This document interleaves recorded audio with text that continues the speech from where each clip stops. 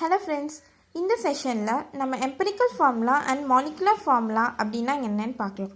சிம்பிளாக empirical formulaனா என்னன்னு சொல்லணும்னா, ஃபார் எக்ஸாம்பிள் நம்ம சமைக்கும் போது ஒரு கப் அரிசிக்கு 2 கப் தண்ணி அப்படின்லாம் நம்ம எடுத்துப்போம் இல்லையா. அது என்ன ரேஷியோ 1:2. சிம்பிளான ரேஷியோ 1:2. அதே நான் 2 கப் அரிசி எடுத்துக்கிட்டேன்னா எனக்கு 4 கப் தண்ணி, அதாச்சு 2:4. ஸோ நம்ம ஃபஸ்ட்டு சிம்பிளான ரேஷியோன்னு ஒன்று சொன்னோம் இல்லையா, அதை தான் நம்ம கெமிஸ்ட்ரியில் எம்பரிக்கல் ஃபார்முலா அப்படின்னு சொல்லுவோம்.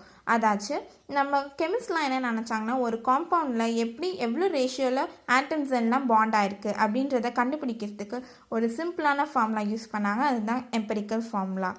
ஃபார் எக்ஸாம்பிள் நம்ம ஈத்தேனை எக்ஸாம்பிளாக எடுத்துக்கலாம். அதோடைய மாலிகுலர் ஃபார்முலா என்ன, C2H6.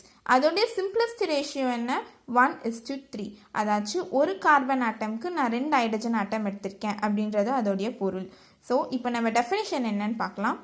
Empirical formula of a compound is the formula written with the simplest ratio of the number of different atoms present in one molecule of the compound as subscript to the atomic symbol. இதுதான் நம்ம empirical formula அப்படின்னு சொல்லுவோம். That is, empirical formula of a compound அப்படின்னா என்னன்னாக்கா, அது ஒரு formula which is written with the simplest ratio. அதாச்சும் எவ்வளோ இந்த ஆட்டம்ஸ்லாம் என்ன ரேஷியோவில் இன்வால்வ் ஆயிருக்கு அப்படின்ற சிம்பிளஸ்ட் ரேஷியோவை டினோட் பண்ணுறது தான் எம்பரிக்கல் ஃபார்முலா. அதே மாலிகுலர் ஃபார்முலானா என்னன்னாக்கா, actual number of atoms in it. இது ரெண்டு மட்டும்தாங்க இதில் டிஃப்ரென்ஸ். மாலிகுலர் ஃபார்முலானா என்னென்னா, இப்போ நான் வந்து சிம்பிளஸ்ட் ஃபார்முலா ஃபார் ஈத்தேனா என்ன சொன்னேன், CH3 அப்படின்னு சொன்னேன். But actual molecular formula of ethane is C2H6. இதுதான் நம்ம மாலிகுலர் ஃபார்முலான்னு சொல்லுவோம். ஆக்சுவல் ஃபார்முலாவை மாலிகுலர் ஃபார்முலானும் அதோட ரேஷியோவெல்லாம் சிம்பிளான ஃபார்முலா எழுதும் போது அது எம்பரிக்கல் ஃபார்முலான்னு சொல்லுவோம். இதுதான் இது ரெண்டுத்துக்கும் இருக்க difference. Molecular formula of a compound is the formula written with the atomic number of different atoms present in one molecule as a subscript to the atomic symbol. அதாச்சு molecular formula of a compoundனா என்னன்னாக்கா, ஒரு காம்பவுண்டில் actual number of ஆட்டம்ஸாக எவ்வளோ இருக்கணும் அப்படின்றத simplest அதோட actual ரேஷியோவில் எழுதுறது தான் molecular formula அப்படின்னு சொல்லுவோம். ஒரு எக்ஸாம்பிள் பார்க்கலாம். molecular formula C2H4O2. அதாச்சு 2 கார்பன் ஆட்டம்க்கு நான் 4 ஹைட்ரஜன் ஆட்டமும் 2 ஆக்சிஜன் ஆட்டமும் எடுத்திருக்கேன் 2:4:2 ரேஷியோவில். இதோட எம்பரிக்கல் ஃபார்முலா என்னன்னாக்கா 1:2:1.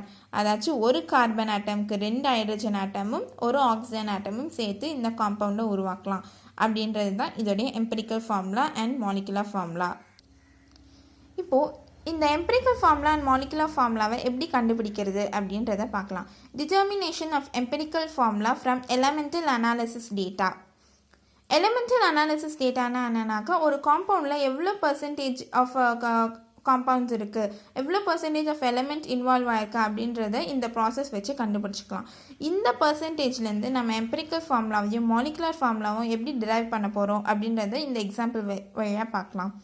An acid found in tamarind on analysis shows the following percentage composition.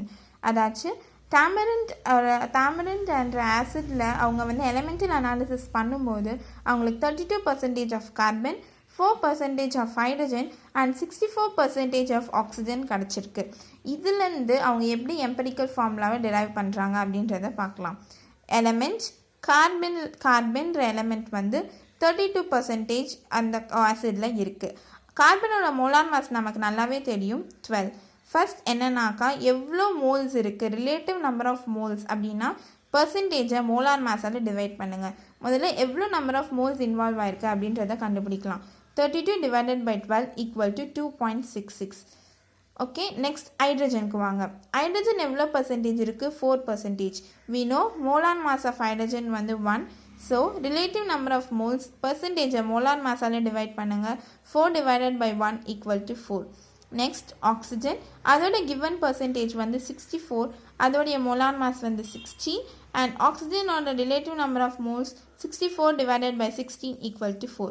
இப்போ இதெல்லாம் வந்து ஒரு பர்ஃபெக்ட் ரேஷியோவில் இல்லை. அதனால் என்ன பண்ணுறோன்னாக்கா, சிம்பிளஸ்ட் ரேஷியோவை ஆக்கணும் முதல்ல. ஸோ இருக்கிறதுலே ஸ்மாலஸ்ட் நம்பரால் டிவைட் பண்ணுங்கள். இங்கே இருக்கிறதுலே ஸ்மாலஸ்ட் நம்பர் 2.66. அந்த 2.66 நம்ம எல்லா நம்பராலையும் டிவைட் பண்ணுறோம். 2.66 divided by 2.66 equal to 1. 4 divided by 2.66 equal to 1.5. 4 divided by 2.66 equal to 1.5. இப்போது இந்த சிம்பிளிஸ்டி ரேஷியோலாம் நமக்கு ஓல் நம்பராக இருந்துச்சுனாக்கா பிரச்சனை இல்லை. ஆனால் இங்கே பார்த்தோன்னா நமக்கு இருக்க எல்லா சிம்பிளிஸ்டி ரேஷியோவும் ஒரு ஒரு டெசிமல் நம்பரும் வச்சுருக்கு. இன்டெக்ரல் அண்ட் டெசிமல் பார்ட்டும் இருக்குது. இதை நம்ம இப்போ ஓல் ரேஷியோவாக மாற்றணும். அதாச்சும் இருக்கிறதுலையே ஸ்மாலஸ்ட் இருக்கிறதுலே சிம்பிளான வழி என்னென்னா கொடுத்துருக்க எல்லாத்தையும் 2ஆல் மல்டிப்ளை பண்ணுங்கள். So 1 into 2 2. 1.5 into 2 equal to 3. 1.5 into 2 equal to 3.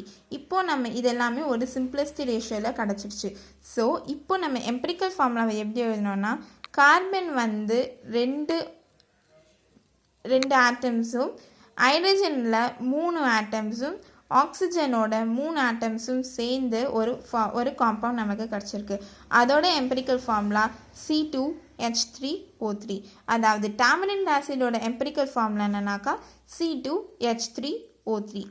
இப்போது நம்ம ஆக்சுவல் ஃபார்முலா அதாச்சும் மாலிகுலர் ஃபார்முலா எப்படி கண்டுபிடிக்கிறது அப்படின்றத பார்க்கலாம். நமக்கு கொஷின்லேயே molecular formula of actual compound என்னன்னு கொடுத்துருவாங்க. அதாச்சும் நார்மலான காம்பவுண்டோடைய மாலிகுலர் ஃபார்முலா நமக்கு கிடச்சிரும். அதோட வேல்யூ வந்து 150. இப்போ நம்மளோட வேல்யூ வேலை என்னன்னாக்கா எம்பிரிக்கல் ஃபார்முலாவோட மாஸை கண்டுபிடிக்கணும். நமக்கு தெரியும் மாஸ் எப்படி கண்டுபிடிக்கிறதுன்ட்டு 2 கார்பன் ஆட்டம் இன்ட்டு அதோடைய atomic mass 12. 3 hydrogen atom into அதோடைய atomic mass 1. 3 oxygen atom into அதோட அட்டாமிக் மாஸ் 16.